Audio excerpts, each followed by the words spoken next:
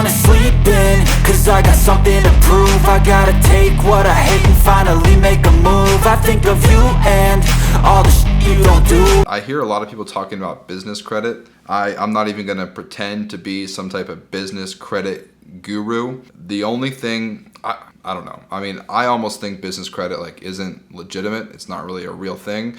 I might be totally wrong with that. So in my experience, I work with a local bank and I got a loan for my box truck back in 2021. And they gave me a great rate. It was like a $30,000 box truck and I got it for like 5%. 5 years, 5%, 20% down, which is a really great loan, a really great business loan. And then a couple months later, I asked him, I was like, hey, I want to get a second truck. Can you finance it for me? He said, no, probably not. Your business is too young, too much risk. You're growing too fast. Like, I got you your first truck because you were going to drive it and that's not very risky. But if you are looking to like actually grow a business, no, we can't give you a loan for that. And then 6 months later, I had a tax return. I had a year in business. I had established myself. I had a lot of money in my business checking account.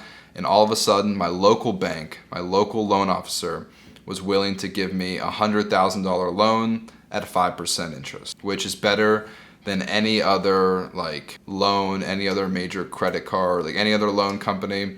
And it was all about the relationship I built with a local bank and a local loan officer. I think that right there is exponentially more important than any Dun & Bradstreet, any business credit, like any net 30 line of credit account. I don't think that's nearly as important as building a really good relationship with a local bank and a local loan officer.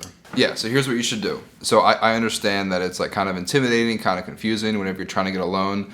So here's what you should do. Go to an unrelated bank. Find probably a local credit union would be your best option.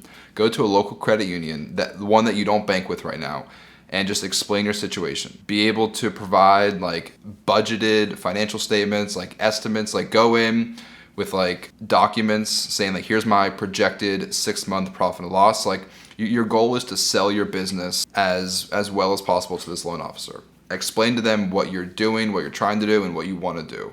And you want to get this box truck for $60,000, whatever it is. Tell them how much money you have. You're looking to put in 20% down payment. Here's my credit score. Here's my most recent tax return. Like, just be prepared to sell your business to this unrelated loan officer. And then, the worst case scenario, they're just going to shut you down. They're going to say no. But hopefully, they'll give you an offer. They might offer you 8% interest, 5 years, 30% down payment.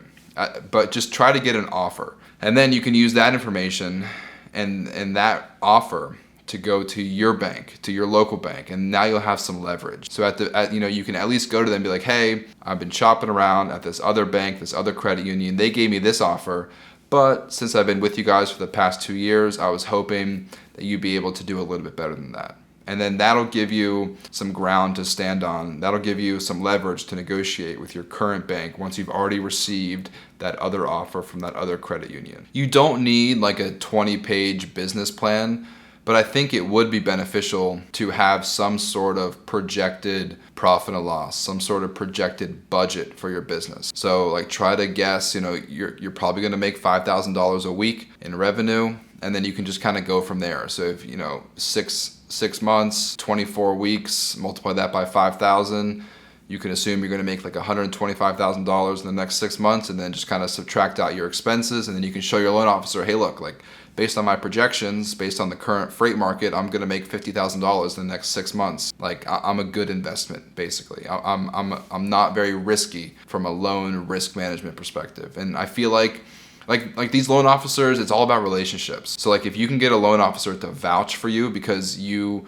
like came in like looking good, you sound smart, you've got a great business plan, and you sound like a good investment, your loan officer is probably going to vouch for you to the credit analysts, and then he's going to be able to push through that loan. So it's literally all about that relationship with that loan officer. That's the most important thing. Net 30 accounts, Dun & Bradstreet, like none of that really matters in my opinion. From my experience, it's all about that relationship with that loan officer. My best advice is to focus on what you can control. You can't control the price of diesel. You can't control the quote you get from your insurance agent. You can't control the traffic accident that's going to make you 2 hours late to the receiver. But what you can control is obviously your work ethic. So be prepared to drive 11 hours, 5 days a week, 55 hours of driving every single week. And then be prepared to spend 2 to 4 hours a day dispatching your truck. So you can control your work ethic, and you can, to an extent, control the rate per mile you get from brokers. Like, that will literally make or break your business. If you can get $2, $2.25, $2.50 per mile, you will be infinitely more successful than if you only get $1.50, $1.60, $1.75 a mile. Like, if you can negotiate with brokers, if you can spend an extra 2 hours every day cold calling, sending emails, doing research, putting in the time,